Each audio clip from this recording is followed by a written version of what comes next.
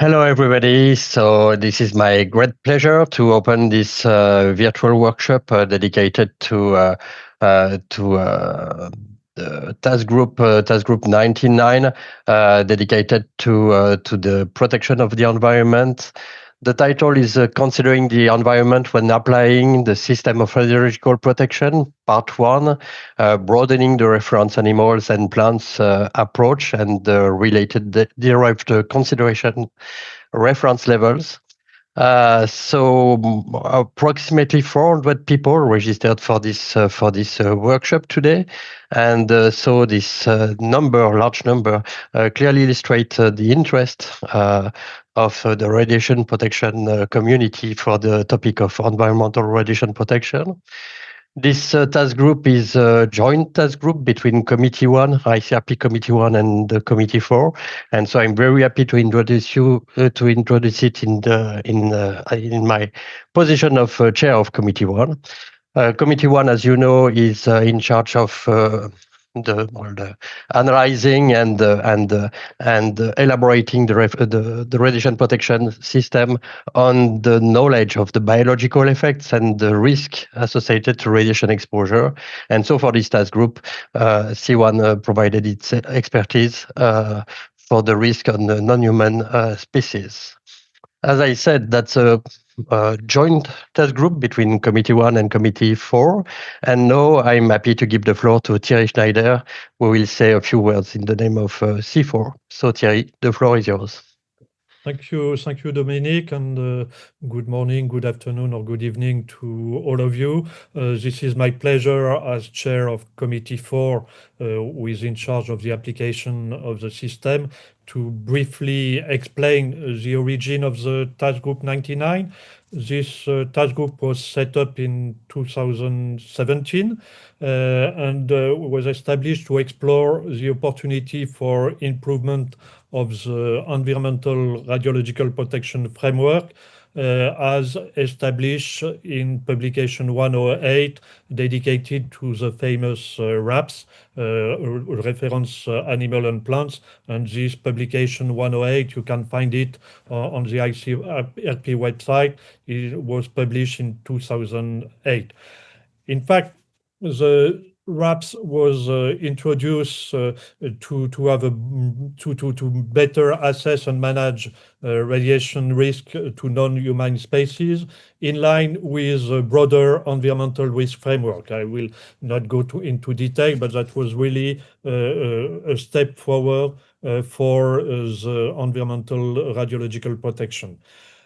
In fact, in publication 103, if you remember that, or if you check, the protection of the environment was clearly highlighted as a goal together with protection of people. And this is an important aspect. And that was really followed the publication 99, was published in 2003, so more than 20 years ago, to really introduce the way ICRP consider protection of the environment together with protection of people.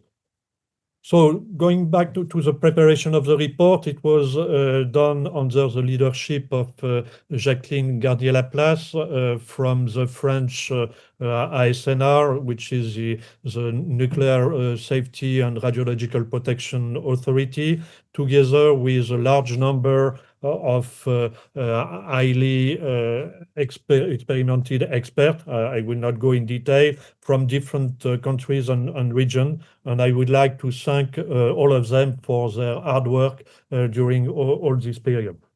The current version of this report that you can find on the website of ICRP, who is under consultation until the 8th of August. The current version has been discussed, of course, internally between Committee 4 and Committee 1, and also with the main commission, but also in different arena. And we had a first peer review with different experts all over the world.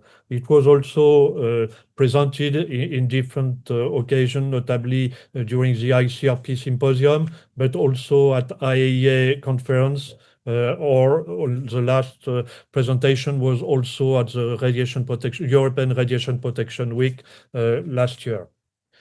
So as part of the publication process, the ICRP publication process, this is our pleasure to first organize this webinar today to give you an opportunity of the content of the report, but also to have the public consultation.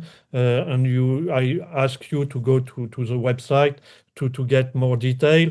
And then after this public consultation, we will consider all the comments seriously. Don't worry about that. Everything will be considered, and then there will be a public response to the comment as a summary, and that will be made available on the ICRP website at the time of the publication of the report. So we don't know exactly what will be the time schedule, but for sure, everything will be considered seriously by the task group and by the committee and the main commission.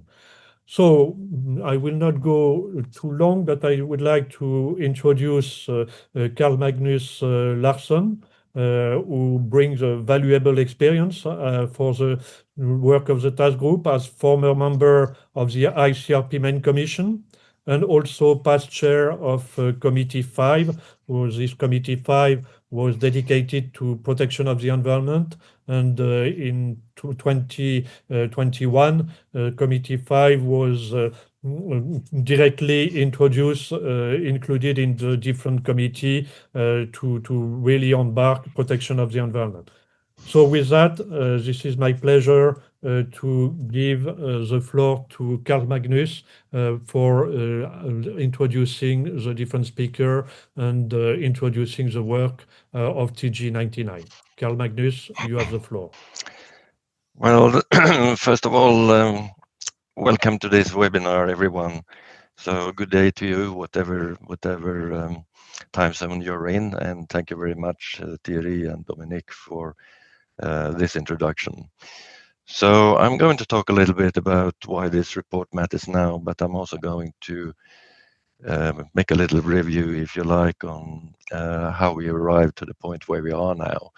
Because as Thierry was pointing out, a lot of this started with the publication of publication 103, the current recommendations, and also at the same time there was the start of the Committee 5 of the ICRP, which was devoted to environmental radiation protection. So if we can go to the next slide, then we have just a little bit of a historic overview where we start with the go back to the 1977 ICRP 26 and the recommendations at that time, which maintained the view that if man is adequately protected, then other living things are also likely to be sufficiently protected. And this was a view that also was communicated in the succeeding recommendations, which was ICRP 90, which was the ICRP 60, with a little bit of recognition of work that was going on in the world on changed attitude to environmental protection, more holistic approach, inclusion of ecological and environmental risk assessments, and so on. ICRP started to look at the need or the desirability and the feasibility of including in the system of radiological protection also specific consideration of the environment. And there was the publication 91 in 2003, which reviewed the concepts and everything else that you need in order to support the inclusion of environmental radiological protection in the system of radiological protection. And that indeed happened in 2007 with the publication of publication 103, the 2007 recommendations. There we have the specific goal of preventing or reducing the frequency of radiation effects for the purpose of the maintenance of biological diversity, conservation of species, health status of natural habitats, communities, and ecosystems. And at the same time, we also had the discussion and the formation of Committee 5, as I was mentioning before. And we can go to the next slide, which describes how the work on environmental radiological protection really started within the framework of the ICRP publication. So starting with publication 91, as I just mentioned, relatively soon after publication 103, we had publication 108, which was really the first foundation stone or the cornerstone really of what became the system. That was the identification of the reference animals and plants. And all of that was based very much on previous work that had also been done by the main commission member, Jan Pentries, who, as I said, was a main commission member and also the first chair of Committee 5. And I'm sure that Jan is probably listening in to us as we are speaking here out there in cyberspace somewhere. The work has continued, and the application of the system was outlined for different exposure situations, was outlined in publication 1 to 4, and databases were accumulated in order to support assessments for effect assessment, but also in the reverse for deriving what we call the derived consideration reference levels, which are indicator values where one needs exposures in the environment, where one need to start to think about whether there is a need to be worried about the environment and the need for taking actions to protect the environment. So publication 114 on models and parameter values for estimating exposure, 136 for dose coefficients, which superseded the ones in 108, and publication 148 on recommendations of radiation weighting factors for different nuclides and RAPs. So let's go to the next one. Well, towards the end also of the existence of Committee 5, Committee 5 was given two periods, the 4-year period. So it was 8 years, but then it was given a third one. But towards the end, the task group 99 was formed. And this then became a joint, after the disbanding of Committee 5, it became a joint task group of Committees 1 and Committee 4. And it took on to review and update data and methods to improve the use and practicality of the RAPs, focus on the representatives of the RAPs and the reference animals and plants, and to work closely with other task groups on the application of the system. In particular, task group 105, which we are going to hear more about in just a few minutes, the practical use of DCRLs, which is sort of being a sort of companion publication to this publication we are talking about now, part 2. So it will be published subsequently to the TG99 draft report. And the deliverables here is that's meta-analysis of data sources for deriving DCRLs for 3 exposure situations, and to discuss the comparison with other methodology and to extend the methodology to be more holistic. Next slide, please. This is just the structure of the whole report, and I'm not going to go into details. You are going to hear more about that in just a few minutes' times. But you can look on chapter 4, of course, the compilation and summarization of effects of ionizing radiation in support of a broadened RAP approach, and review of additional DCRL values related to the broadened RAP approach. And there are also electronic annexes with all the data sources and all the data supporting the publication that were also going to be published eventually. So that's the structure of the report, and then we can move to my final slide, which is just really why this publication matters now. Well, I think that we have had a change. To summarize it very shortly, we have continued evolution in our thoughts around environmental protection, just as publication 103 reflected that there had been a change in attitudes and the thoughts and in the philosophy underpinning environmental protection. This is something that is still evolving, and it is evolving to consider, of course, more broadly the societal, the environmental, and the economic aspects of environmental protection. And we know now that, of course, we have the Agenda 2030 with the Sustainable Development Goals and all of these things. And it's probably now time to take a broader step, and it has to include also update of the information of the databases that we have just now. And this is also make the system for radiological protection more aligned with the system for ecological or ecological risk assessments and or environmental risk assessments. And it also aims to provide practical tools and simple guidance to help risk assessors, regulators, and other stakeholders to implement protective actions and demonstrate accountability in environmental stewardship.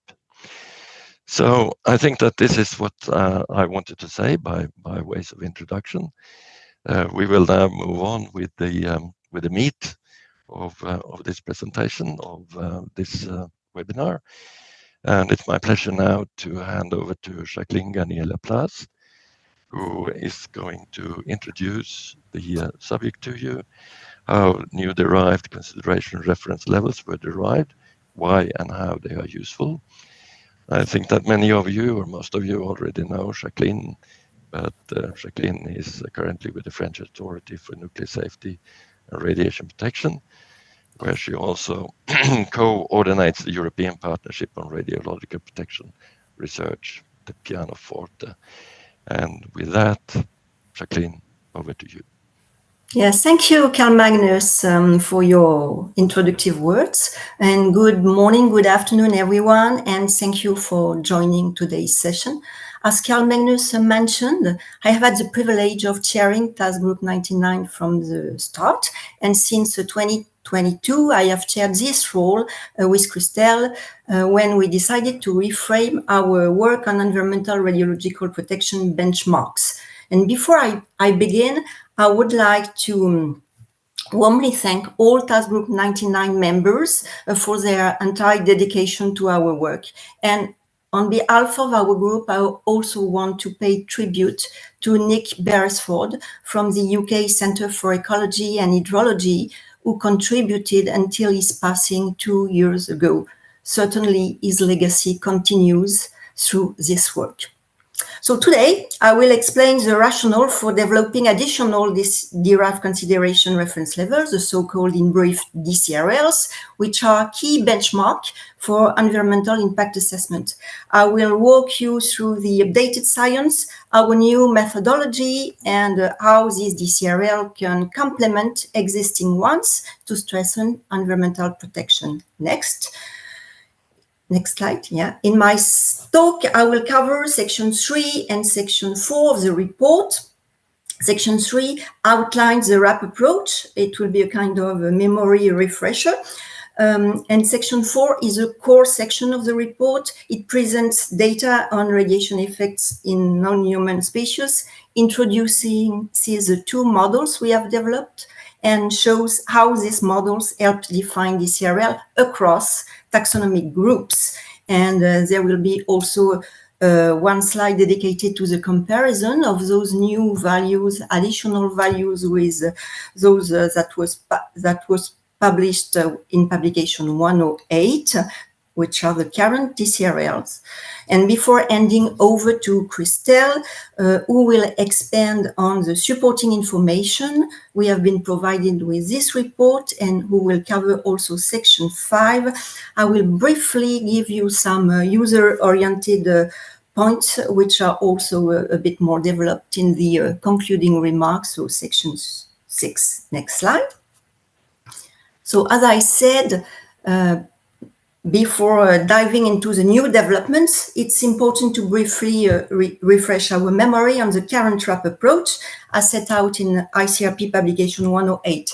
The overarching goal of this framework of environmental radiological protection is to demonstrate protection of non-human species primarily at the population level rather than the individual level. Except in some cases where certain species are particularly at risk. We can think about rare species or endangered species, and such as all those species that are included in specific lists that are used for nature conservation regulations. So this approach of the RAP approach is built around two core concepts. First, the set of 12 reference animals and plants to serve as simplified representation of biodiversity in various ecosystems. RAPs are a kind of proxy to help standardize the modeling and evaluation of exposure across ecological context. RAPs are defined at the family level, which is about halfway up the taxonomic hierarchy that goes from species to kingdom, as shown on this slide.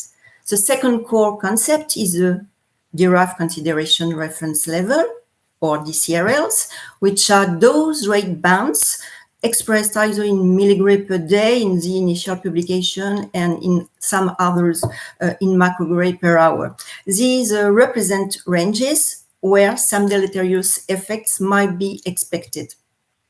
For any exposure situation, they are used as benchmark for comparison to dose rate estimates and as such to assess radiological impacts on non-human species.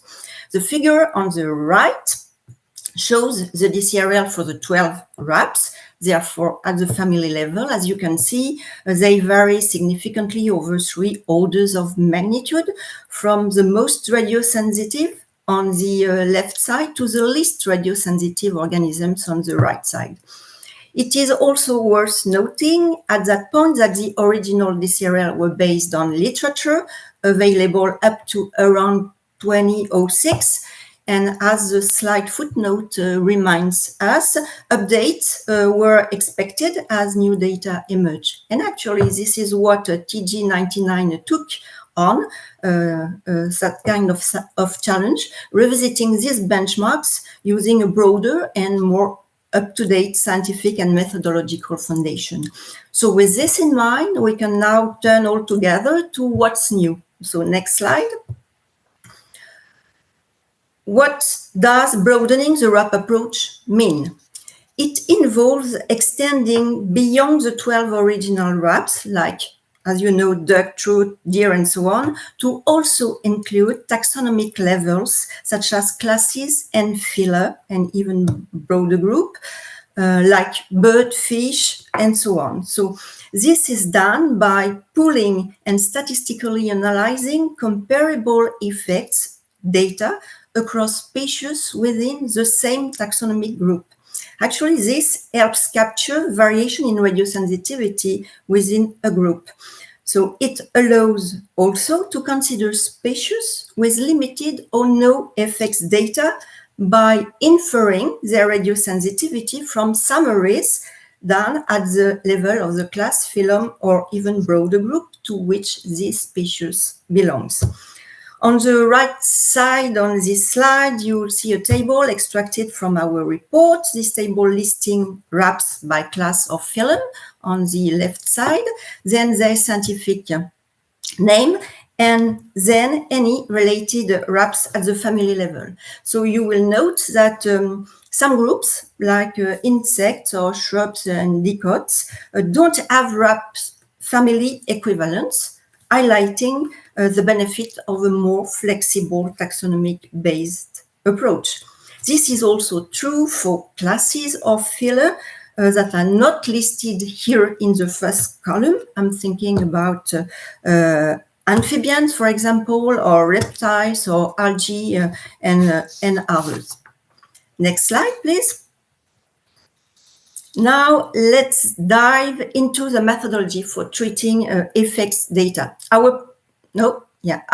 So first boxes on the left side. Our primary source of radiobiological data for non-human species is the Frederica database.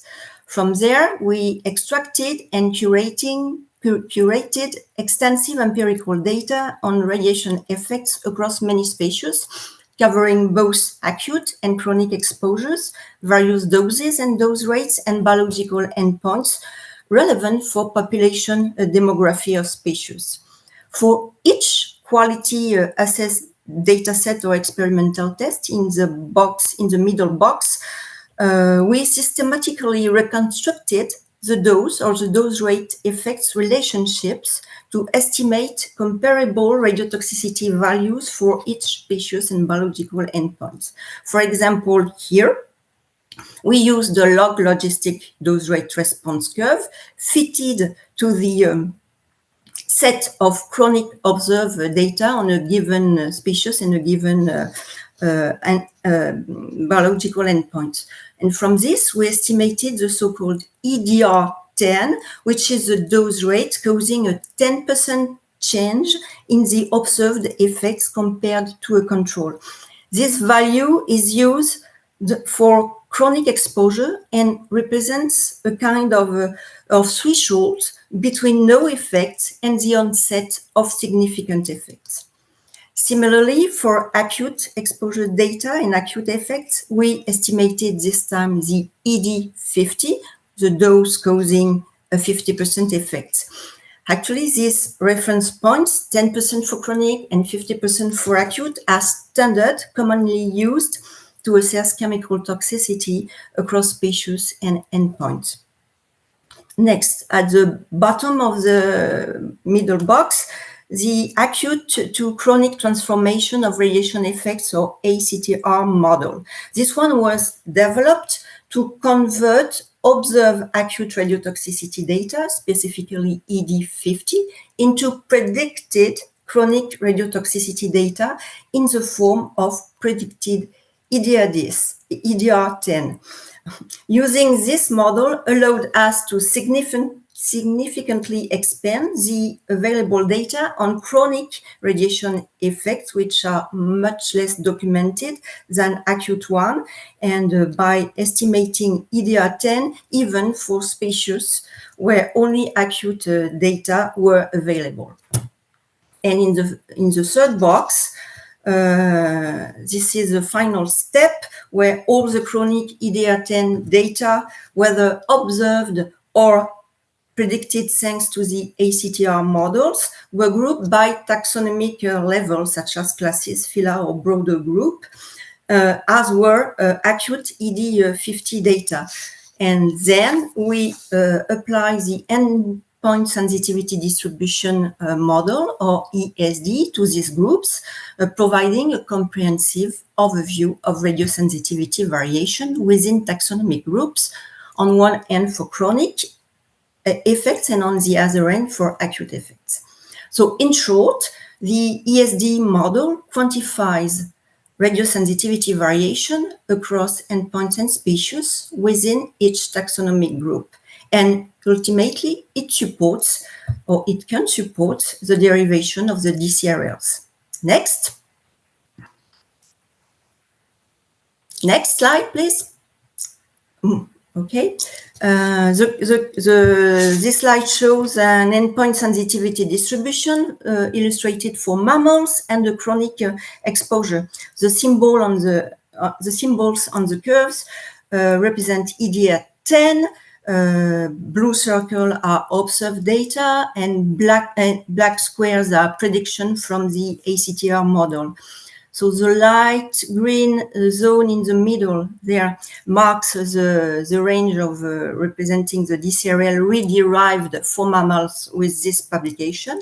And the orange one refers to the DCRL of the rat family, in that case deer and rat, from ICRP publication 108.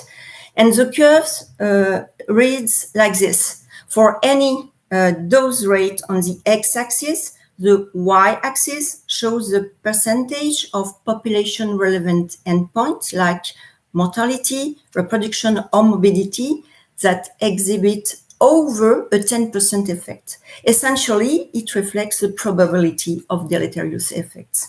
And from this, the method proposed to derive a DCRL is to use the upper boundary of the DCRL, the best estimate of the dose rate corresponding to the 5th percentile of this ESD. So the 5th percentile meaning the dose rate having 5% chance of causing population-relevant deleterious effects for species of that taxonomy group.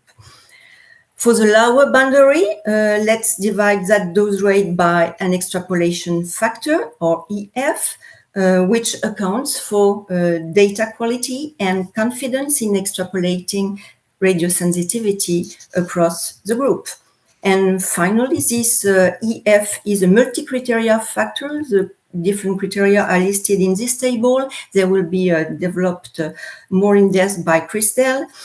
Overall, this approach allows us to incorporate uncertainty into DCRLs in a relative and semi-quantitative way. In a nutshell, the lower the EF, the higher the data quality and the lower the uncertainty. Next slide. Now we can compare the two sets of DCRLs, those from families and higher taxonomic groups. Actually, they are not directly comparable, and you understand why, because they cover different ranges of diversity and sensitivity in terms of species and endpoints, and they reflect different approaches for their derivation. Publication 108 used an excellent expert judgment and a fixed band of 1 order of magnitude for the lower boundary, while our study, this publication, combines the 5th percentile from the ESD with an extrapolation factor. But the most important things to remind is that despite these methodological differences, the two approaches used to derive DCRL do not result in major differences in their values. So the maximal difference is around 1 order of magnitude. The column in the middle of the two tables, the left-hand side and the right-hand side, indicate and help compare the lower boundaries of the two sets of DCRL. So what you have to note is that those for class or phylum or broad group are generally higher than the corresponding one at the family level. Actually, this reflects simply a reduced uncertainty and the use of more data to inform radiosensitivity as we move from family to higher taxonomic groups.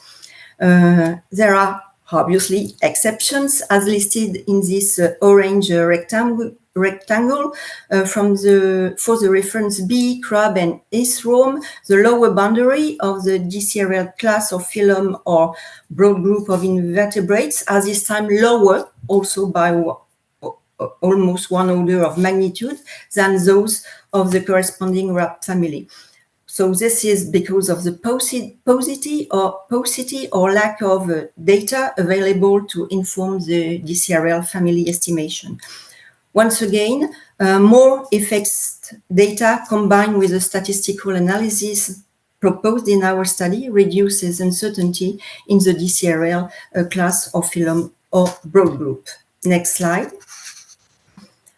If we go in the detailed feature of the two DCRL sets that are described in table 4.8 8 in chapter 4. It is not represented here on within our publication, Group 99 publication. We have drawn some simple and very preliminary guidance on their combined use. So DCRL from publication 108 remain valuable references for environmental impact assessment, especially for initial screenings and planned exposure, where DCRL family are usually sufficient. However, if exposure level approaches or even exceeds the lower boundary of DCRL family, using higher taxonomic level DCRLs can provide important additional insights, particularly for complex cases like large facilities, protected ecosystems, or post-accident situation, or more generally existing exposure situation, which are generally more complex.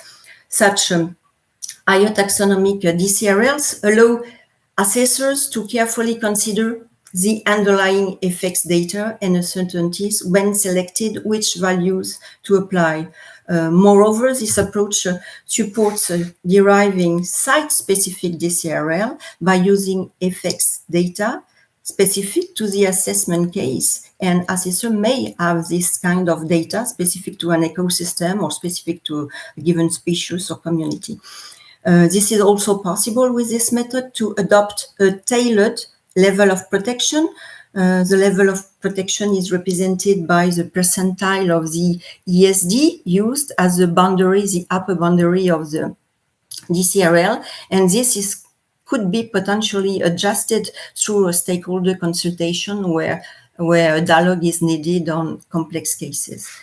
And what I wanted to say also is that irrespective of the set of DCRL used as benchmarks in different types of assessment, publication 1 to 4 still applies with no exception.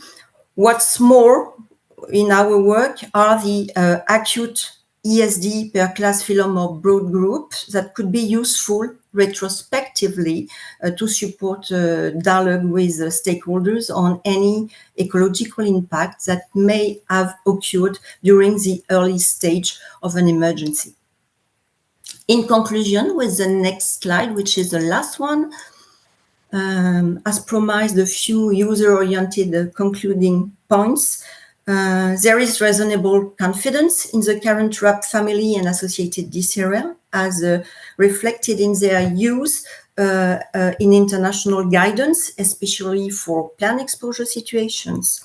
Task Group 99 builds on this by introducing DCRLs at broader taxonomic levels, enabling more refined assessment and transparent evaluations of confidence in the assessment outcomes. And this is crucial for both risk communication and decision making. So we believe that this publication contributes to the overall strengthening of environmental radiological protection because it broadens the RAP approach and improves the scientific and methodological knowledge for benchmarks that may be used in environmental impact assessment. This thereby increases confidence in the assessment, either to estimate impact or to propose protective actions or remediation measures. Lastly, the integration of this proposed methodology alongside with the existing RAP family and associated DCRL will be and are currently further explored, and that will be the main purpose of part 2 of this series, adding as considering the environment when applying the system of radiological protection. And David Copplestone will speak more about this right after Christelle, to whom I now hand over. So Christelle, your turn. Thank you. Thank you, Jacqueline.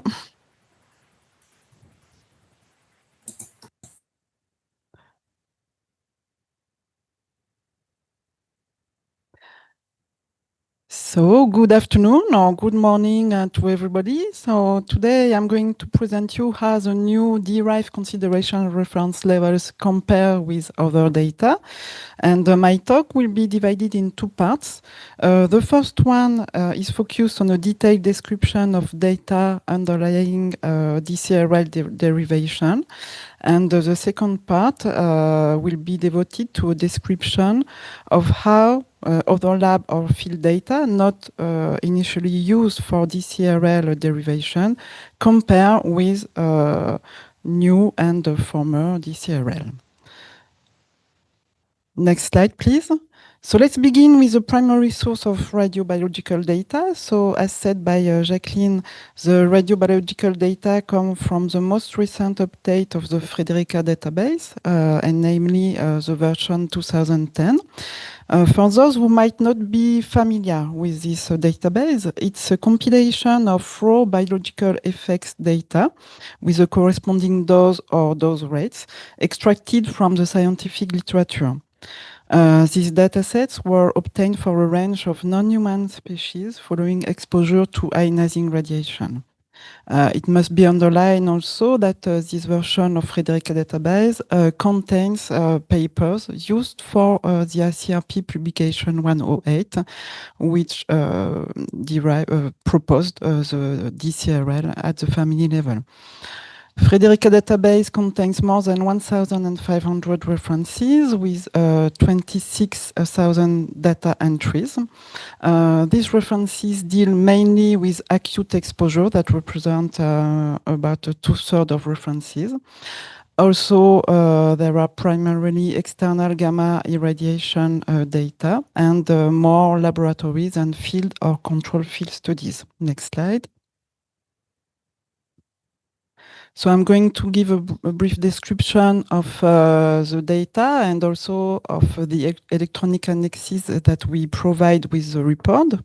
So from this Frederica database to derive new DCRL, we only use gamma or X-ray external irradiation laboratory test datasets. We also only kept population relevant endpoints such as reproduction, morbidity, or mortality, as they have really a direct link with the population side. Then in the Frederica database, those effects relationships have not been mathematically structured. So a mathematical treatment was needed to obtain the robust critical ecotoxicity data as EDR10 or ED50, as explained by Jacqueline. Then to be able to determine this EDR10 and ED50, data had to correspond to specific rules that are described in the report in the Annex B. So in case these statistical rules were satisfied, a dose response curve could be constructed to estimate the EDR10 for chronic exposure or ED50 for acute exposure. This was done by using 10 different models, primarily using log logistic patterns for sigmoidal curves for the best fit. Then we used also, as explained by Jacqueline, the acute to chronic transformation of radiation effects model and the endpoint sensitivity distribution model. Next slide. So I'm going now to present you the electronic annexes that contain all the used datasets and the references. These files are Excel files. There are 4 files corresponding to acute or chronic exposure and 2 class or phylum, or on the other hand, 2 broad groups. They can be provided on demand. You just have to send me an email. So these files are organized in several spreadsheets. So the first one is a classical README spreadsheet where the structure of the file is explained and all needed explanation is given to understand the content of the file. Next slide, please. The second spreadsheet gives some information on the model used to fit the dose response curve or dose rate response curves. As you can see here, we have the 10 models that I just described before, and a code is attributed to each model. Next slide. Then the reference spreadsheet contains all references used for the file with an ID that you can see on the left column of the file, which is a number that corresponds to the reference of the given paper in the Frederica database, which enables to find easily the initial paper. Next slide, please. So the following spreadsheet is the data that contains all the spreadsheet that contains all data used in the file, with some elements on the taxonomy of the organisms that was used in the data set, the references number, so still the identification number in the Frederica database, the model used, the type of effect, so whether it's a reproduction effect, a mortality effect, or a morbidity effect. And then you have also the effect description, so the exact effect that has been considered to fit the dose-effect relationship. And finally, whether the dataset is an observed data or a data predicted using the ACTR method. And then you have also the effect value, so EDR10 in this case, because it's an example of the chronic ESD class dataset. Next slide. Now we move on to the ESD spreadsheet. So here you have an example for the class of the fish. So on this spreadsheet, you can see the endpoint sensitivity distribution curve, which was described by Jacqueline before, with the blue points that represent the observed data, while the black points represent the predicted data.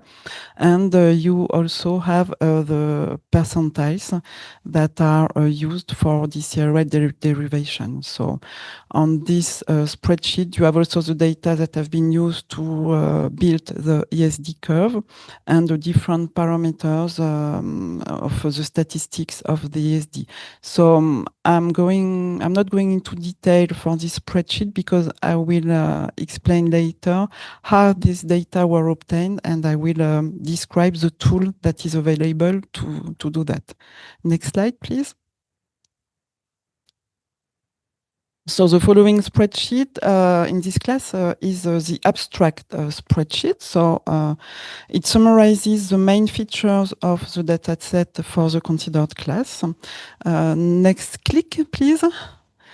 So using this number, it's possible to understand how the DCRL have been derived.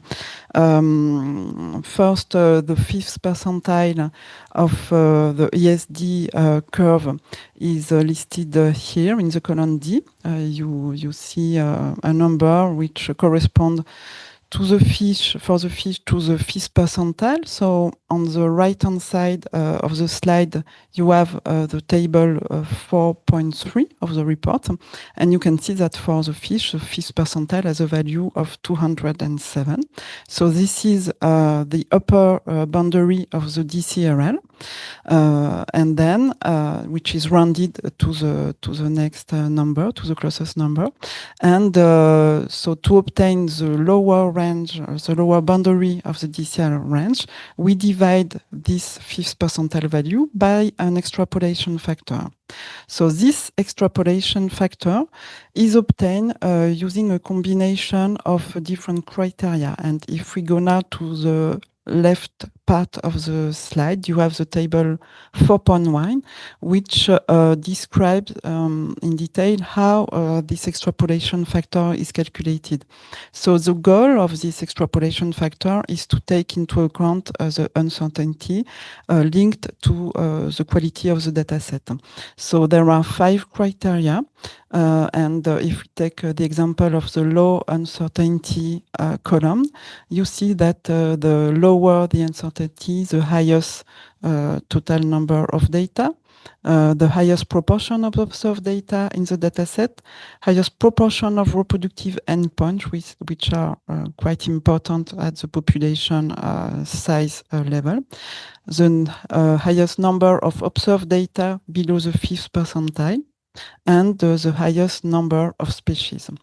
So using a combination of each score obtained by each criteria, you end up with a total score range, which is then transformed into an extrapolation factor. And you can see here that with the lowest extrapolation factor, you have the lowest uncertainty. Next slide, please. So we move on now to the developed tools within the work of TG99. Two tools have been developed that are also available. You can send me an email for that also. So the first tool is a ESD generator. It enables to construct endpoint sensitivity distribution curves. And in this tool, you can see that once the dataset has been uploaded, the user can choose among the log normal or log empirical distribution laws to be fitted to the empirical data. You can also choose to weight by the number of species or by the taxonomic groups in order to give an equal weight to all species within a class or to all taxon within a broad group. And finally, a bootstrap method enables to build ESD confidence intervals, which yields also confidence intervals on the percentile values. So when you click on Run, you come up with an Excel file. Next slide, please. And this is an Excel file. You can now recognize the curve that I showed you, which is in the electronic annex. You can see on this file the predicted and observed data, so the empirical data. You can see the red line, which is the best estimate of the endpoint sensitivity distribution curves, together with its confidence interval. And you can see also some parameters of the goodness of fit. So you can see there is a multiple R-square coefficient and Ks, which is a Kolmogorov-Smirnov probability value, which give an idea of the goodness of fit. And in the bottom of the graph, you can see the parameters that are important for DCRL derivation and the percentiles of this distribution. So you have the value of the 5th percentile. So we are still working on the fish in this slide, and with the interval confidence of this percentile. Next slide, please. So I'm coming now to the second tool that has been developed, which is complementary to the ESD generator. It's the ESD viewer. So this enables to quickly visualize each data in the ESD curve, and also to visualize very quickly several parameters of the ESD. So with this tool, you have to choose first the class and the type of exposure and the confidence interval that you want to visualize. Then you obtain the ESD curve, but you have also the information on the percentiles that you want to display. And you have also a display of the data sorted by effect dose rates. Next slide, please.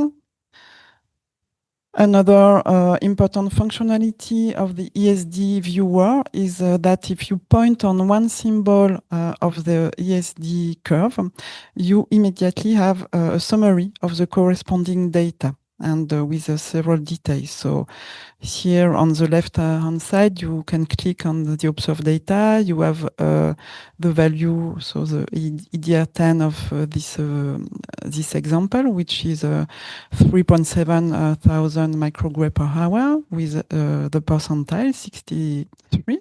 You have below the number TG95, which is the ID reference of the paper in the Frederica database. You have the mention, is it observed or predicted? And if it's in unobserved data, you have the name of the species. So in this case, it's the medaka fish. And you can do the same for the predicted data.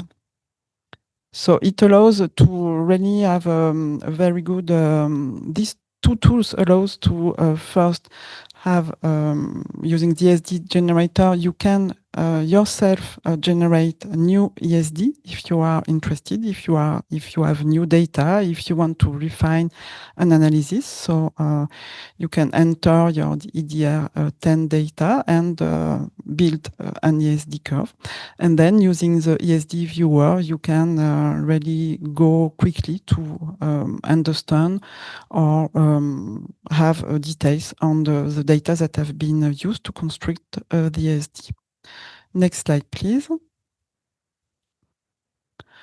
So now I'm moving to the second part of my talk, which deals with the comparison of lab and field data that have not been used to derive DCRL, the comparison of this data to DCRL. So as said, we were relying on the most recent version of the Frederica database, but since that period, several papers have been published. So we wanted to know if other data were usable to compare with DCRL. So we performed a meta-analysis of peer-reviewed papers on lab experiments, but also on field studies. So I'm going to go first for the laboratory studies. So there is we focused here again on the effects of exposure to external X-ray or gamma irradiation. We checked that the dataset complied with the selection of route in order to be able to reconstruct the dose or dose rate effects relationship in order to be able to extract EDR10. Then it must be underlined that due to a rise of molecular tools during the last decades, most of the papers were only dealing with mechanistic understanding of radiation-induced effects at the molecular level. And as it's difficult to link this molecular effect to an effect relevant at the population level, we could not use this paper. However, we screened more than 100 papers, and some of them met the quality criteria for reconstruction of dose or dose rate effect relationship, but they were not usable because even if studied at the individual level, they were not linked to population dynamics. So finally, we came up with only a few papers that could be directly used to compare the effect data with appropriate DCRL. Next slide, please. So here you can see a graphical abstract of the comparison of these 5 data with the DCRL. So before jumping into the comparison, I would like to say that the gray line represents the background dose rate levels for terrestrial and aquatic ecosystems. The dashed line represents the upper boundaries of DCRL at the family level and the lower boundary. And the solid lines represent the upper and lower boundary of DCRL at the class or phylum level. Next click, please. So the first data that we can compare with the DCRL is data on fish. So we can compare this data. So it's a paper of Selma Urem, who discovered a 31% reduction of zebrafish embryo production at those rates. You can see here that was much higher than the DCRL value ranges, either at class or family levels. Then next click, please. So if we go to the next data, so it's linked, it's a paper of Beatrice Garnier, it's linked to a no effect value on zebrafish hatching or embryo mortality. So at those rates, she did not see any effect on the zebrafish hatching. So this value still indicates that the DCRL are conservative enough for the fish species. Then we move on, next click, to the worms. So we can compare this value of Erica Marimonti of 10% reduction of C. elegans larvae number obtained at a dose rate. Again, that is much higher than the DCRLs. So the DCRLs are are enough protective for the worms. Then we move on, next click, to the toads. So as explained by Jacqueline, for the Batrachia, there is not enough data to extrapolate DCRL range. So we use the vertebrate DCRL. And when we compare this dose rate at which no effect was seen on hatching or larvae mortality, so it's a paper of Carolina Stark, we see that the vertebrate DCRL is protective enough. And finally, the last point deals with bumblebees, the publication of Cat Rains, ended up with a dose rate at which there was a 46% reduction in bumblebee colony production.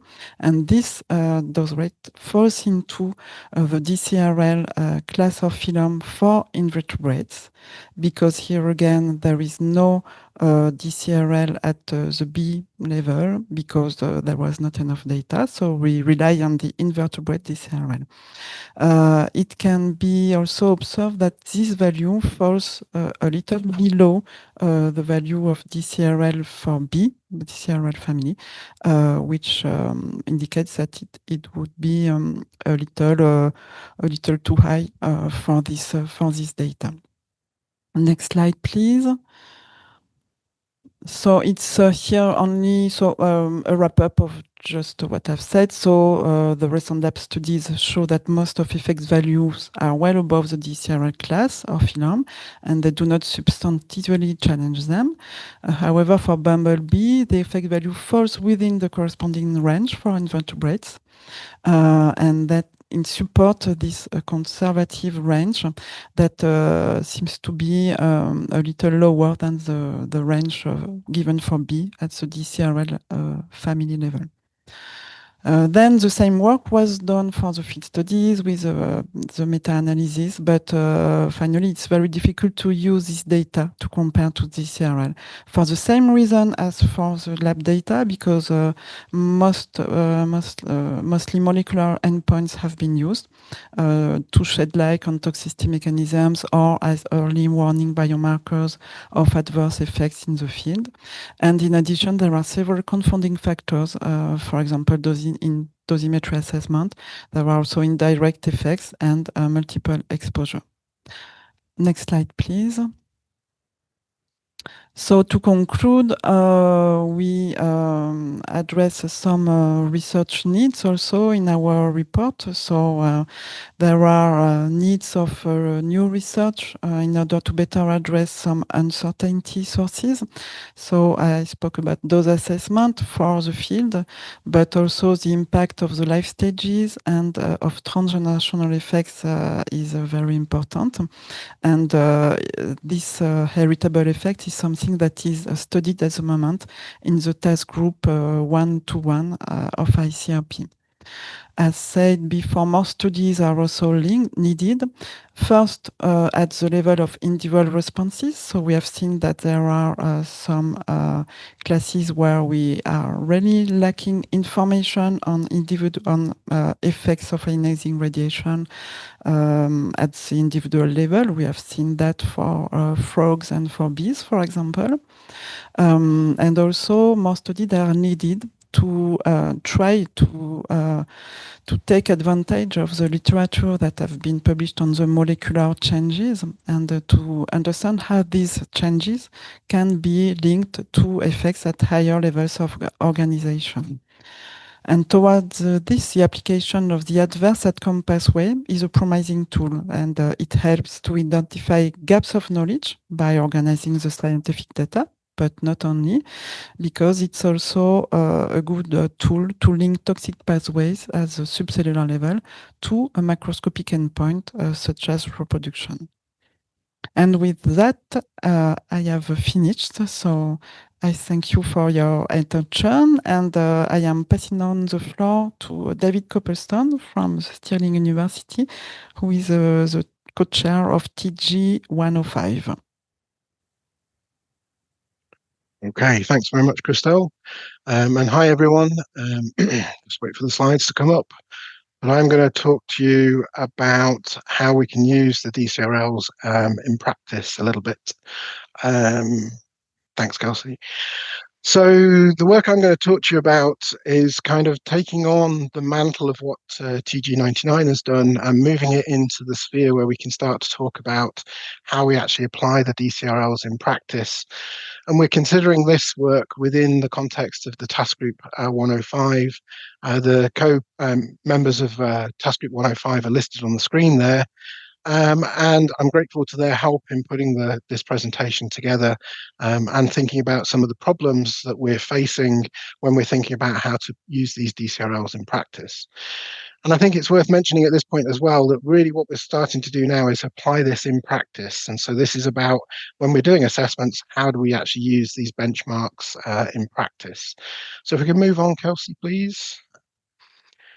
So you've heard already about how these task group 99 DCRLs have been derived, but also in that discussion, you've also heard about how they were derived in the original work published in publication 108. And some of the reasons why we're looking to change this are around this robustness and the presence of this scientific method and the consideration of things like uncertainties more clearly within the context of the DCRL derivation. And I'll come back to that later on when we look at what's happened to the numbers and what that means in practice for assessments. And what we're also trying to do is to think here about some of the issues that were raised when publication 108 and publication 124 came out. You'll have heard lots of comments around the species of interest in your assessments might not have been included in the original 12 reference animals and plants, for example, and these bands of orders of magnitude and how much that potentially affects the way we can use the values within real assessments when we know that as you've been seeing from the presentations earlier, that the effects values are actually perhaps clustered in different places to those bands of orders of magnitude. Those bands of orders of magnitude cover the range of effects, but there's perhaps some movement that could happen both up and down within the different types of organisms that we're considering. So if we can think about that, we're going to move on now to the kind of what we're going to talk about in terms of the structure here. And I'm going to, sorry, Kelsey, can you get the next slide, please? And I'm going to build this on the simple guidance that's been presented in the TG99 report. So we can move on to the next slide, please. And that didn't quite move for some reason. So thanks, Tat. And as Jacqueline's already said, that advice is basically to continue to use the publication 108 DCRLs if they're appropriate to what you want to do in your assessment. But I think it's important to recognise that we've done all the work within task group 99, and there's a reason for moving forward within the use of those new TG99 derived DCRLs using the new methodology for the reasons you've been hearing about in terms of transparency of the underpinning data and also the associated uncertainties, the fact that you can reproduce the method yourselves, you can also use the tool, and you can potentially in complex assessments use these tools and approaches to actually help you to look at site-specific benchmarks if that's of value to you and appropriate for your assessment. So it provides that flexibility in the assessment methodology, and that's one of the reasons why we're suggesting that these TG99 derived values would be the way that you might want to think about moving forward in the future. That said, a lot of the advice that was present in publication 124 still applies, and I'll go through some of that advice in a moment or two to try and bring that into the field of the work that we're doing. But also, we're going to be doing some more work within the context of the task group 105, and I'll talk about that in a few slides' time, where we're looking to provide more advice and guidance, and that will be what's coming in part 2 of this series of reports. We can have the next slide, please. So I'm going to do 3 things now. I'm going to talk to you about reminding you of publication 124 and its guidance. Then I'm going to look at how you might be able to use these DCRLs and thinking about that from the perspective of their application in some of our case studies and what we found in terms of how those numbers, the new DCRLs or the the publication 108 DCRLs might vary when you use the TG99 DCRLs. And I also want to then look at one of the problems that has been encountered on a number of occasions, which is how do you map species that you might be using as representative species within your assessments? How do you map those onto the reference animals and plants in terms of the family level values, or in terms of these new class or phylum values? If we can have the next slide, please. So you'll be familiar with this type of figure here. This is basically outlining the process that we would undertake for doing an assessment. This comes from table 4.2 within publication 124. And again, to reiterate something that was said earlier, we're really thinking here about protection of a population of species, and that's what we're interested in. So how might you do this? Well, you're going to need some species that are representative of your your ecosystem of interest.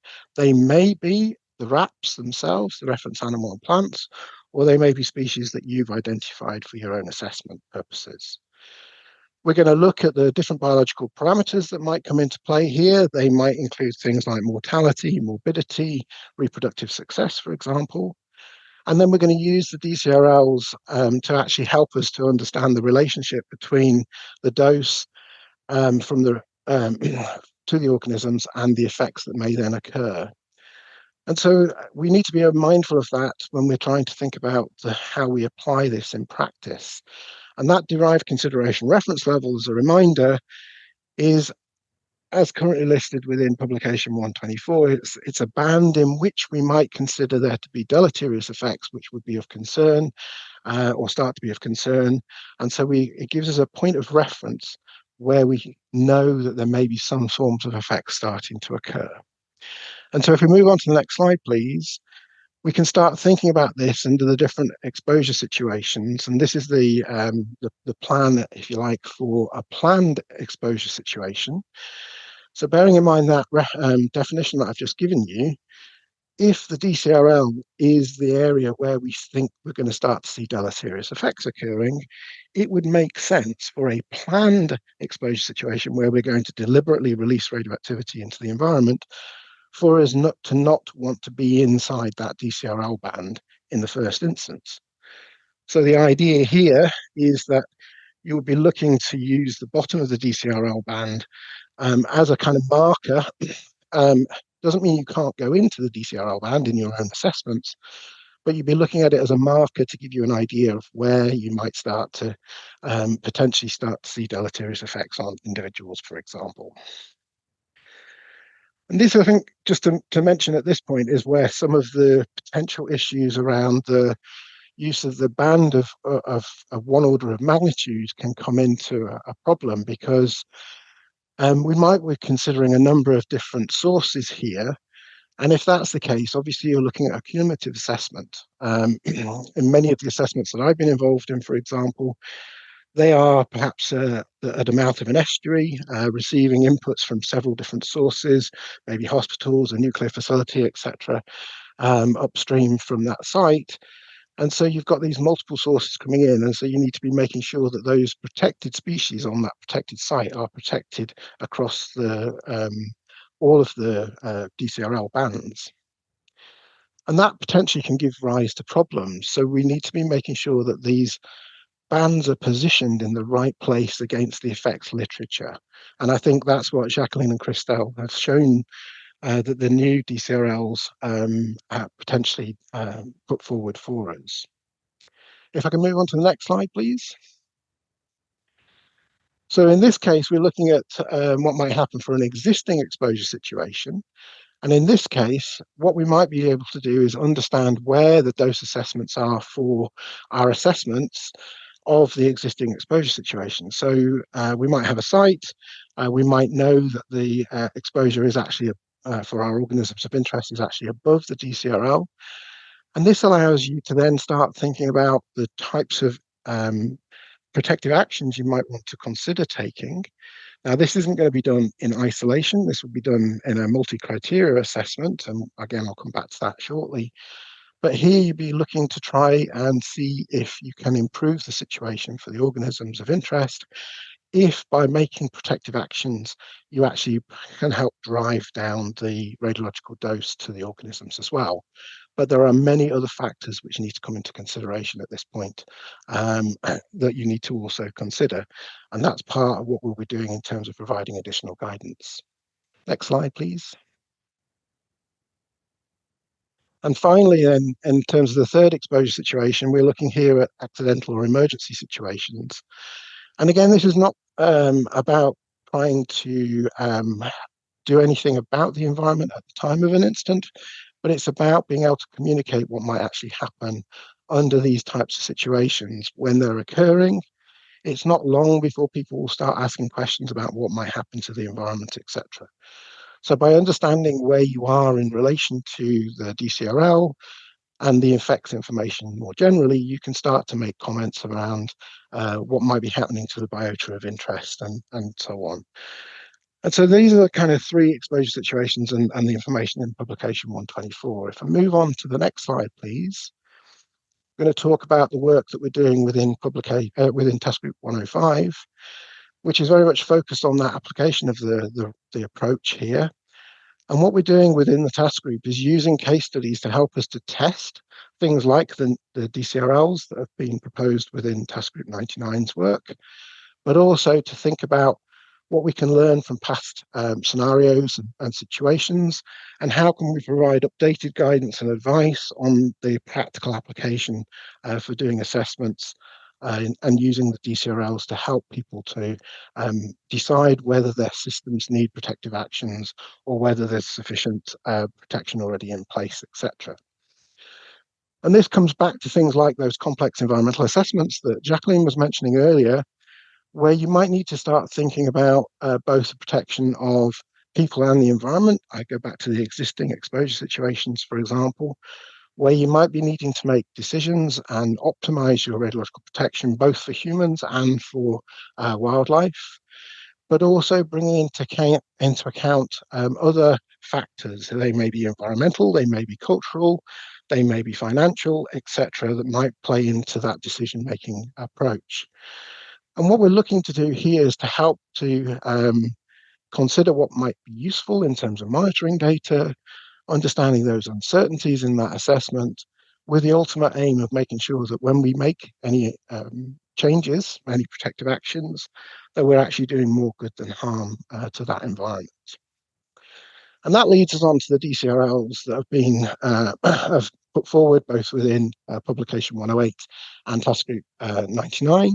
So we can have the next slide, please. You've seen this slide already, excuse me. But why I wanted to bring this slide up, just because there are situations in here where you can see that the numbers are changing. So if you look at the column with the title band, you can see that in some cases, the DCRL family values are lower than the DCRL class and phylum values.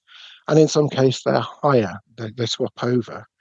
But if you look at the different types of species involved in this process, you'll see that often you're looking at the more radiosensitive species, so things like mammals, amphibians, fish, etc. And what we're seeing when we go into the class and phylum approach, using the approach in TG99, is that actually we're refining the assessment. And that's also partly because in many cases, there's lots of data out there for these larger classes like mammals, amphibians and birds, for example. And so we're able to reduce the uncertainty in that assessment. Whereas that's not always the case. And in some cases, for things that are more insensitive, like the bees and the crabs and the earthworms, what you can see is that sometimes those values for the class and phylum are actually going to come down in number compared to the original DCRL family values. And again, that's probably, in terms of the assessments, not going to cause too many concerns. Because again, if we were at these types of levels, these are in micrograys per hour as a set of numbers. If we were seeing doses of those kind of numbers in the environment, we may well be concerned anyway from other perspectives. But obviously, clearly, we might see these types of dose rates within the context of an emergency situation. But again, there's different characteristics that we would do if we were undertaking an assessment under that context. If I can move forward, please. We've tested this in the context of 3 different case studies at the moment. These are all case studies from existing or emergency exposure situations. And where you can see the yellow values, you can see that the values are higher than the DCRLs, the corresponding DCRLs. So this is something that we need to be mindful of in terms of the outputs here. But what you're seeing here is, in most cases, it's the more radiosensitive species that are showing that they're responding for existing complex exposure situations, that they're potentially higher than the DCRLs. So this is around the assessments that are being conducted for that exposure situation. If I can move on now to the next one. The last thing I want to talk about then is how we actually represent these different organisms in your assessments. So I've got 2 examples here.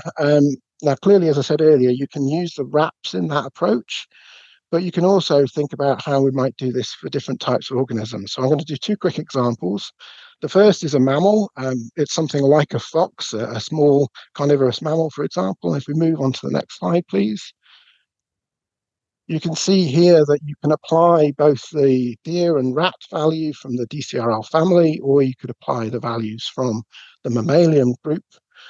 And here you can see that in both cases, it's quite clear how you might apply these DCRLs to something like a mammal in terms of the point of reference that you might apply to these organism types.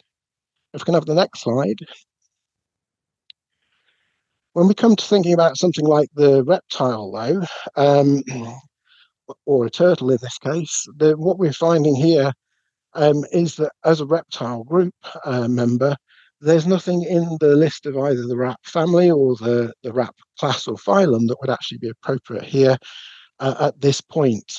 So something we might need to think about is how can you apply a mapping across here to different organisms. So I can have the next slide, please. One of the ways you can think about this is actually looking at the family tree and looking at the different ways that the different groupings of organisms come together. So in this case, you can see that the reptilia actually come off a branch with birds. And if I come to the next slide, please, it's just a couple of arrows on. So that would allow you to think about using something like the bird values to be the number that you could apply and compare to. Or you could actually go the other way and think more broadly and think about the vertebrate numbers and go to that higher classification that's been put forward. If I can have the next slide, please. And so in that context, you can see here that you could either have the birds group or you could select the vertebrate group if that was more appropriate, which I think should be the next slide, please. And all I wanted to say here was that making that judgment is important because as you tend to go through into those higher, broader groups, obviously the uncertainty tends to increase. And so the numbers for the DCRLs often become smaller. So the last thing I wanted to say then was just to sum up here. So can I have the last slide, please? I think it's key then just to understand that the new DCRLs are there and they are available to be used. There is greater flexibility in their mapping for different representative species to the DCRLs. And as I said, what we see is actually a kind of juggling of the rebalancing of the DCRLs where those for the more radiosensitive taxas have actually come up higher than the original publication 108 values. And those for the more insensitive species have come down slightly from the publication 108 values. And I think that's an important message to take away. So that's everything I wanted to say. So I'm going to hand over now to Nicole Martinez, who is the Task Group 125 chair. Thanks, Nicole. Thank you, David. Let me just get my slides shared here. Okay, great. I think I got it. Good morning, good afternoon, good evening, everyone. I'm happy that you're here. Thanks for joining us. I'll be giving the final and a brief presentation before our discussion period to provide some insight into what's next for the ICRP in terms of environmental radiological protection. So in other words, instead of providing answers like my colleagues have done, I will highlight some of the questions we're currently asking and thinking about. But before I introduce some of these questions, I'd like to ask you some questions for fun, really. It's not a test. It's not an official vote of any kind. I'm just curious what you think. So if you go to menti.com or if you scan this QR code and you put in the number 51697197, you will be able to answer this question. I'm going to put it in too, just to make sure I see it working. I invite the panelists to do it too. You can participate as well. The question is, in the context of environmental radiological protection, do you think we should prioritize the inherent value of nature, so nature for its own sake, or the benefits we receive from the environment, so water, food, recreation, energy, lots of things, or do you think it depends on the situation? And this is anonymous, by the way, so you don't have to worry about that. I'll give it just a few more minutes here.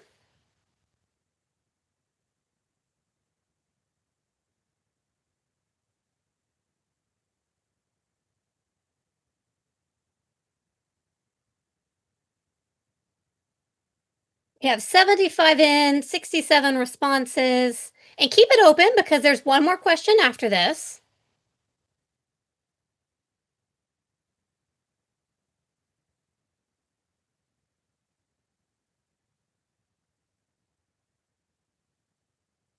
Really interesting. Excellent. Well, in the interest of time, I am going to move to the next question, but thank you so much for engaging with me. Let's just do one more. So it should have switched on your screen. If you closed out, you can go back in. I'll pop that QR code again, just in case. But the question is, in the future, do you think that exposure of the environment should be considered a fourth category of exposure? Yes, no, or not sure. Remembering, David mentioned that our exposure situations were planned, existing, and emergency, and we also have exposure categories, which currently are medical exposure, occupational exposure, and public exposure. And again, it's not a vote or anything official. I'm just really interested in what the group is thinking and also trying to set the stage for some of our ongoing reflections of the ICRP related to the environment looking forward.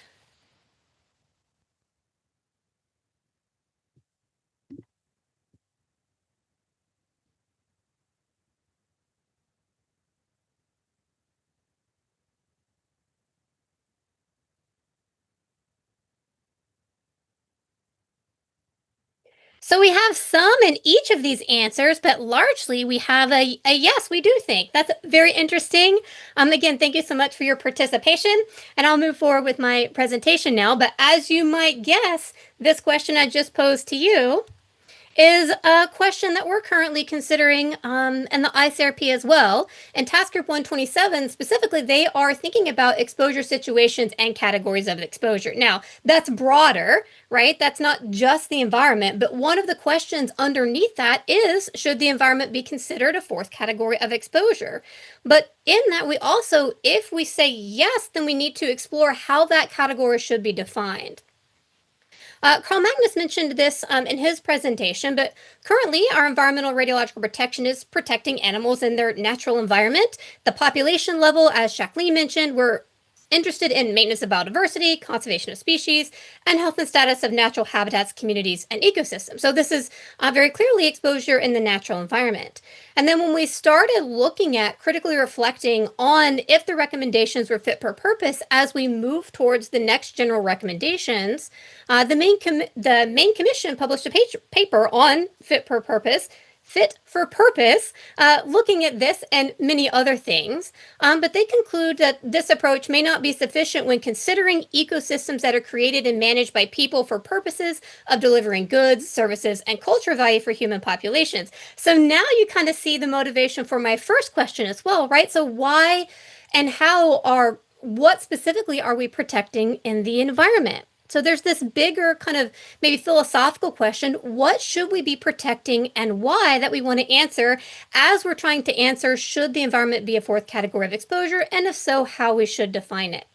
But don't worry though, they go on, that same paper, the Fit for Purpose paper, goes on to say that approach is going to remain a cornerstone. Everything you just saw from Jacqueline and Christelle and David, that's a cornerstone of our environmental radiological protection. But we might include more global considerations, for example, related to sustainable development and quality of life. And for example, in thinking about the environment and definitions of protecting the environment, IAEA has a nice one. It also includes, of course, non-human species and the value of biodiversity, but also talks about goods and services, about resources, amenities, media, natural processes.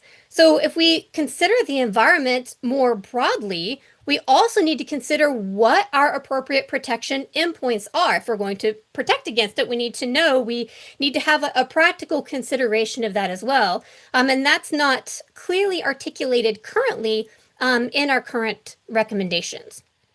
The considerations related to environment span more than just our environmental task groups. As you saw, task group 127 is not just focused on the environment.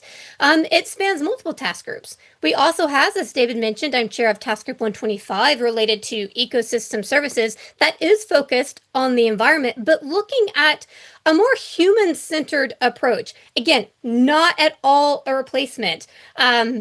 By any means, we're exploring how could something like this, first of all, what is the value added? What does that bring? And how could that lay alongside what we're currently doing? How could that be complementary or supplementary and adding value to how we do our protection strategies? And in considering added value, we also want to think about what practical implementation would look like, because we don't want it to be overly burdensome. We want this to be a genuine improvement that goes along with how we're currently doing environmental radiological protection. Some other questions in task group 114, again, broader than the environment, but reflecting on what tolerable and reasonable means in terms of environmental radiological protection, how we define the environment and what we're protecting, also very relevant there. Task group 129, very new task group, ethics in the practice of radiological protection, again, very broad, but one of the questions to consider is reflecting on ethical issues and challenges in environmental radiological protection. Publication 91 lays out very nicely ethical principles of environmental protection. Then, of course, publication 138, core ethical values and procedural ethical values, and kind of taking that and maybe consolidating that a bit more would be one of the things this task group is thinking about, in addition to this idea of the intrinsic value of nature and the utilitarian value of nature, or focus on nature for itself versus the benefit humans get from nature. And then task group 124 and the principle of justification. How to consider and value the benefit of protecting non-human entities and ecosystems is a question that they are considering as well. And interestingly, that's another complexity, is that we have non-human entities that aren't in the natural environment. Pets and livestock, right? So how we consider those as well will be another kind of adjacent to the environment type of question. And of course, either you could think about underlying over this or overarching, however you want to think about it, is sustainable development. And we're really reflecting on this a lot recently. And there's papers led by the main commission, Werner Room, the chair. There's a Vancouver call for action, which talks about sustainable development, and then a paper dedicated to that. That's the 2024 paper discussing the role of radiological protection in sustainable development and vice versa, really. To be clear, the system of protection wants an adequate level of protection, an appropriate level of protection. It's not for, to put regulations out there just for the sake of it. It's intended to make things better. And we also have this without unduly limiting desirable human actions, right? So this idea of developing, but sustainably.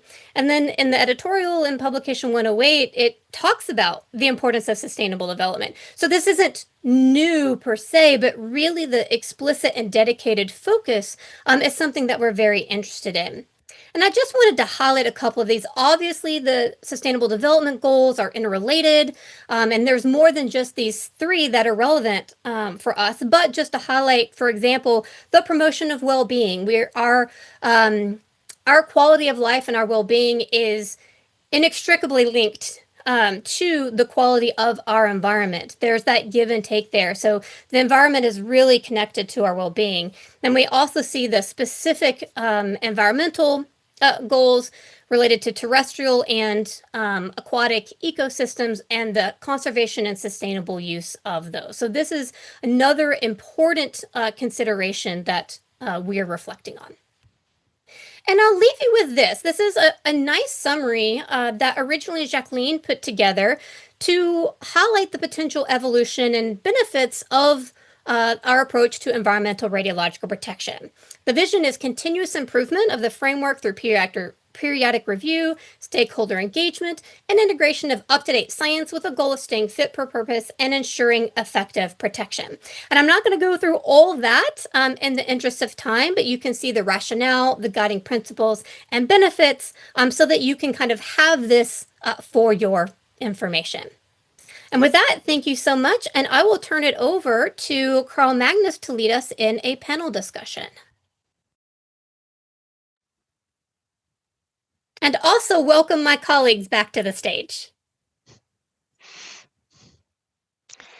Well, hello. Sorry, I was a little bit slow in getting on the screen. All of a sudden, something appeared on my screen that I couldn't get rid of. So, but now I'm back in business. So, first of all, thank you all presenters. This has been extremely informative, and it's a subject that is both deep and broad.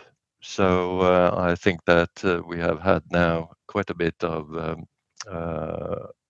food for thought, and also to discuss, and also questions that we will come back to. So far, we have a few detailed questions on more specific details that we can come back to very shortly. But I thought it would be interesting to, while we have been warmed up here by Nicole and the poll that you were just carrying out here, I think the result was quite interesting, and in particular with the fourth category being introduced among the three others, or to the three other categories. And you probably have thought about this quite a lot, Nicole, so I will hand over the first question to you, really, to elaborate a little bit on. When we say a fourth category, that is the environment, it actually could be just about anything, depending on how you define the environment. And you were also talking about defining environmental protection. And so can you share some thoughts about how that category in that case could look like and what it would represent? I would be happy to. And then I would invite anyone to comment or disagree with me, because that's how we tend to be better, is when we find areas of disagreement that we can work through. But for me, I do think we should have, my personal opinion is that we should have a fourth category of exposure, but I think we want to be very careful about how we define that. We don't want to inadvertently leave something out. And so I think really thinking through these questions of what we're protecting, what our protection endpoints are, I think that's going to be crucial. I don't want to step on Task Group 127, their toes, obviously. But the natural environment, I think, would be a fine place to start. But then if that's our category for environmental exposure, where then does where do the other things fit? Where does the cultural value fit when we're talking about protection endpoints and things like that? So it might not be in that category, maybe it's somewhere else, but I think that's how we have to consider. Well, thank you very much. And you were also mentioning here the connection to sustainable development and all of that, and the three elements of it being, society, economy, and environment. And as you were saying, there is a working group within the main commission already working on this. So I just wanted to hand over to the main commission for a little bit here and see whether we have comments from main commission members. And I see that Thierry is already raising his hand, so why not start with Thierry? Yeah, just briefly with regard to the four categories of exposure, the key point is with the current aim of the system of radiological protection is to protect people and the environment. So we are clear with that. Then when we discuss the different type of exposure situation, it's applied to people and the environment. And currently, if you check the system, when you discuss the categories of exposure, suddenly we have no more discussion on the environment. So the first point for the preparation of the new recommendation is really to see in which way we can explain what we mean by the environment and how the environment is exposed. Then, of course, having said that, it's not exactly the same categories of exposure, but we need to work on that. And this is in this perspective that the different task groups that Nicole presented try to provide information. And then, of course, the last point is to check the practicability to be sure that introducing a new categories of exposure to better embark the protection of the environment into the system will be applicable and helpful for protecting the environment and together in integration with protecting the people. So it's why there is no final decision, but this is a trend toward we are discussing currently. And as you mentioned, the current reflection on broadening, articulating sustainable development and the system of radiological protection could provide some helpful consideration. Thank you very much, Thierry. And Andy, you have your hand raised. Yeah, thanks, Carl-Magnus. Good afternoon, everyone. Good morning. So I'm Andy Mail. I'm co-chair of Task Group 105 along with David. And I work for the Environment Agency in England. So that's the environmental regulator in England, responsible for lots of things, including regulation of radioactive substances. But yeah, coming back to the question, I would tend to agree with what Nicole said and articulated really well in what she said.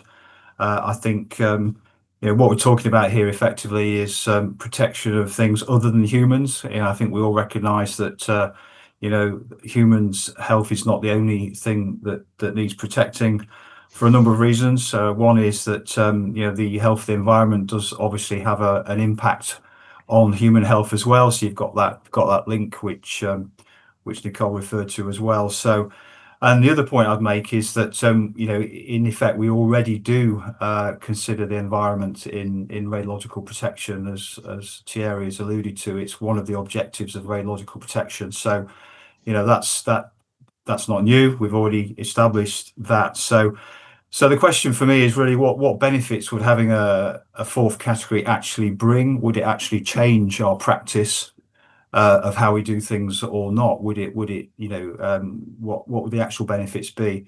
So I guess that's quite a pertinent question, but I think in principle, I think it's a good idea. It will depend partly on, as Nicole has suggested, how do we define environment? For me, it's very, very broad. If you look at the IAEA definition, I think that's very helpful, and it makes it clear that we're talking about much more than the living environment. We're also potentially considering the non-living components of the environment as well, and what impact that could have on human health, for example. And also, if you look at the Oxford English Dictionary definition of environment, it's also very broad as well. So yeah, I think in answer to the question, I think it should definitely be considered. We already do it, but I think there is a bit of a question mark over whether having a fourth category would actually change our practice or not, and the value it would bring. So that would be my comment, Carl-Magnus. Thank you very much, Jacqueline. You have your hand raised. Thank you. Just to add very briefly that ICRP has created a group, and we have been, let's say, the pioneers of such a cross-cutting task group leader meeting on a regular basis to make sure that our potential recommendation and at the lower level, at the more technical level, are harmonized in between each other.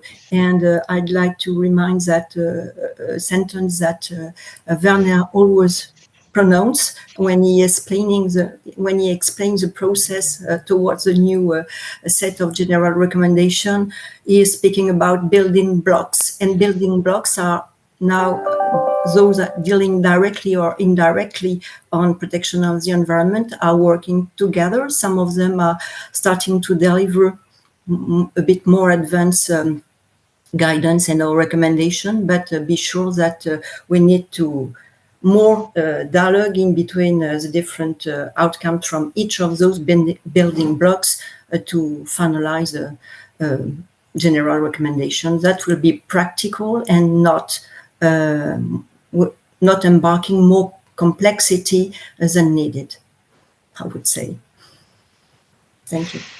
Thank you, Jacqueline. Now, I will just go to one of the questions that we have here on in the Q&A, and that's really Patricia. Are there some examples of real-life assessments done where the DCRLs were exceeded? And maybe move that question over to David Copplestone, if he is still around. I am. You are. Yeah, I just saw a very alarming message before that you couldn't hear anything. Well, I missed most of Nicole's presentation, unfortunately, but there we go. Yeah, so thanks, Patricia. It's an interesting question. I think what I would say is that for planned exposure situations, I generally describe them as boring. There's not really any issues or shouldn't be any issues with planned exposure situations when you're doing assessments. That's perhaps not entirely true if you're trying to think about long-term future assessments, but in terms of the actual outputs, generally speaking, I would expect the assessment endpoints to be below the DCRL bands, generally speaking.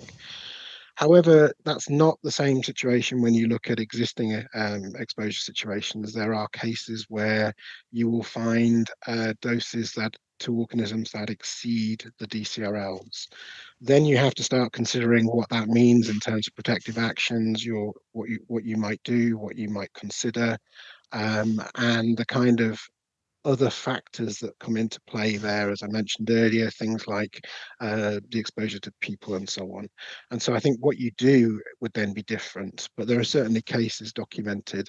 The three cases I presented on where you could see some of the numbers being higher, they are from the literature. So they are assessments that have been reported. So, okay.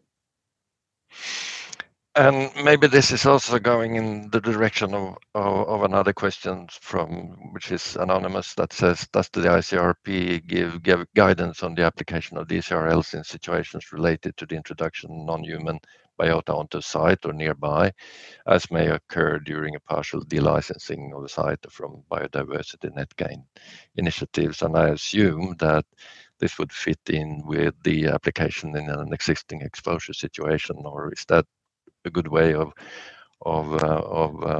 responding to that, David? It could be, and I suspect Andy might want to say something in a minute about net gain and so on. But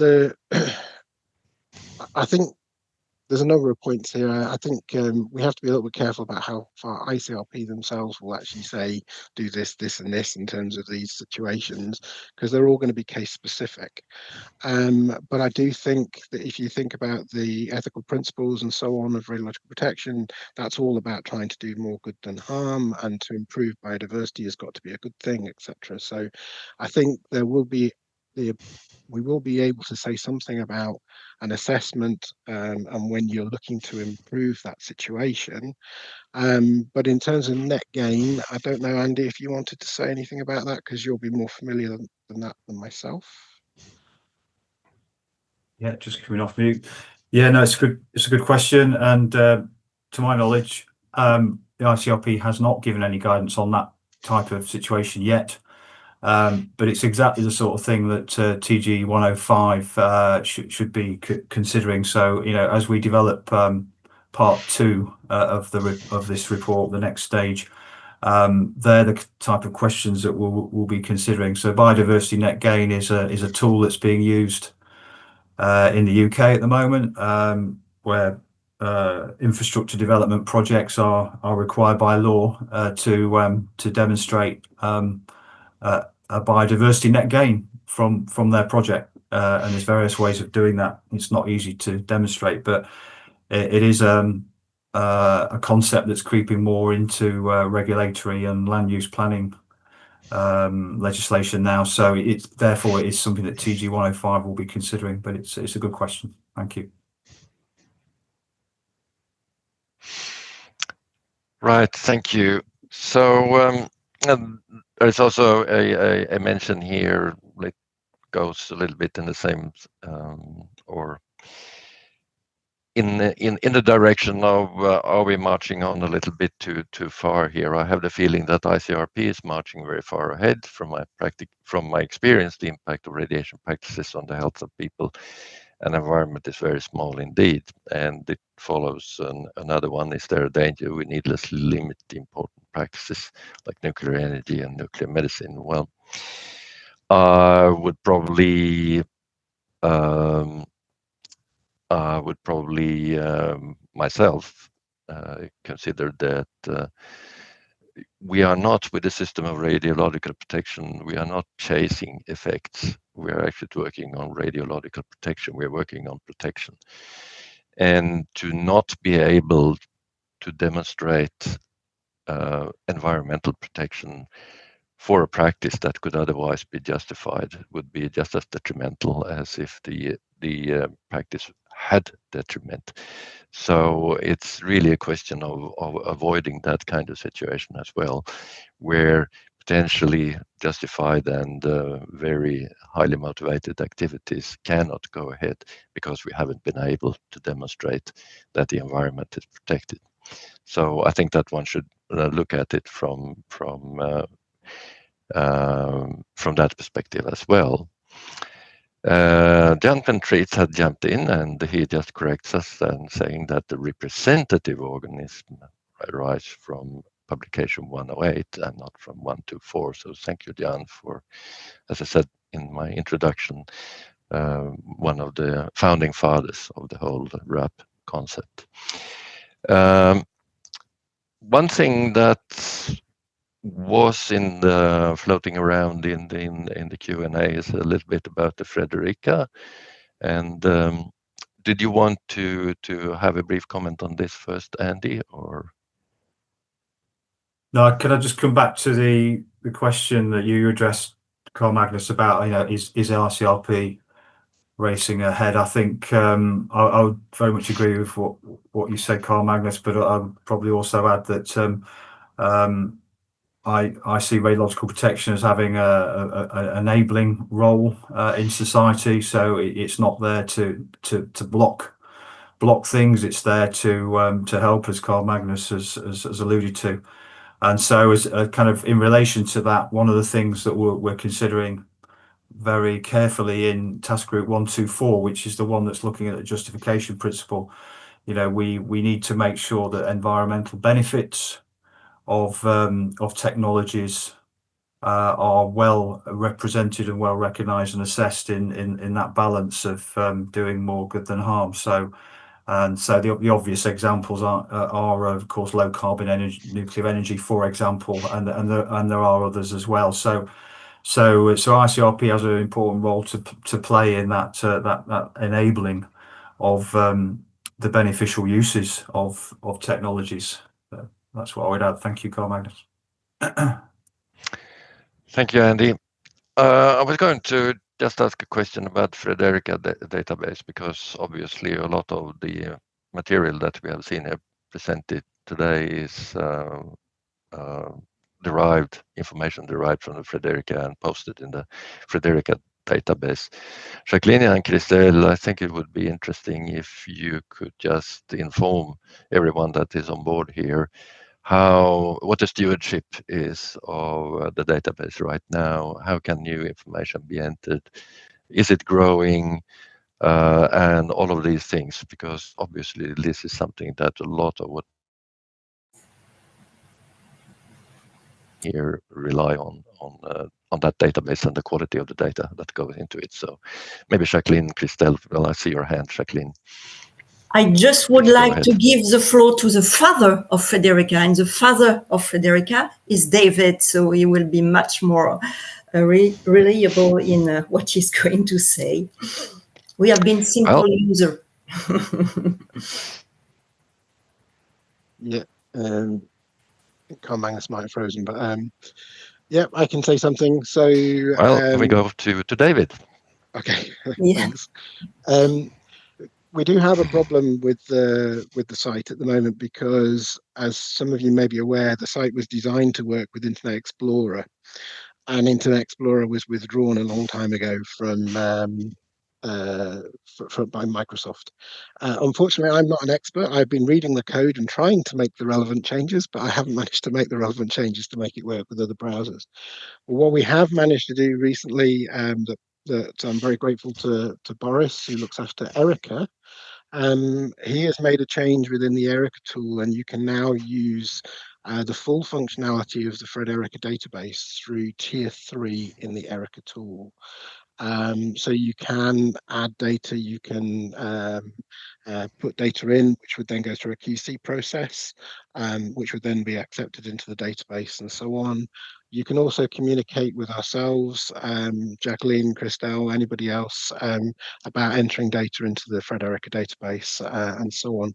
It tends to happen in short bursts of activity when we're doing things like the TG activity, where there might be a review of new data, rather than it being done on an ad hoc basis. But it's there, and it's available for everybody to use.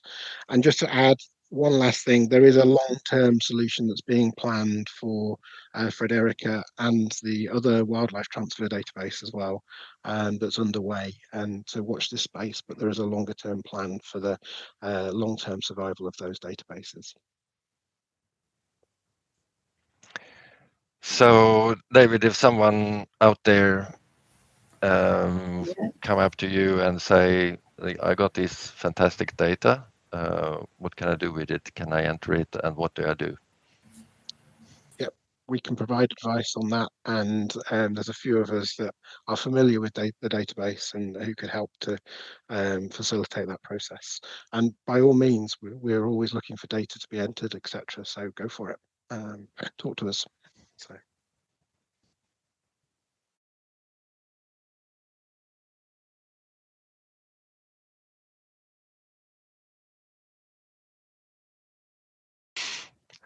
I think, Jacqueline, you...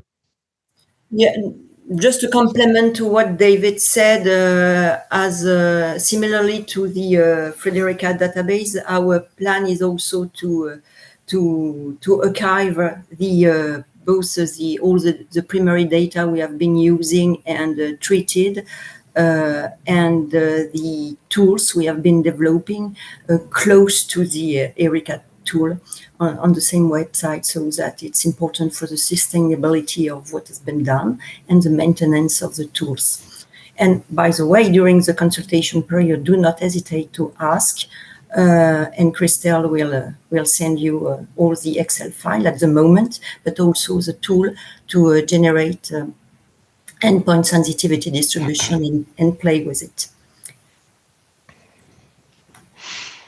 And you may also see a comment that has been posted by Carol Robinson that further to what David said and now also Jacqueline said, there is the ERICA consortium will also assist in the stewardship of the Frederica database. So I think we have maybe one or two. We have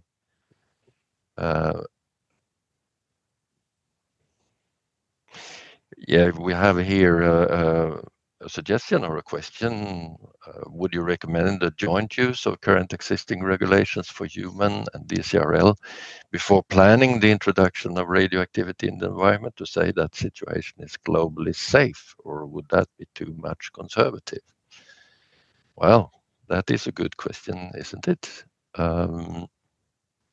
But what is the answer? Does anyone want to address this question? David wants, and please go ahead. Thanks. And Andy after that. Well, I found he's going to say the same thing as me, but he may do. There is actually some examples of use of human and the non-human dose criteria being used. It's in the London Convention and in the OSPAR work that's been done. And so there are some approaches where the criteria have been compared and the more restrictive one has been used. So there are approaches and there are ways that can be used and looked at as a possibility.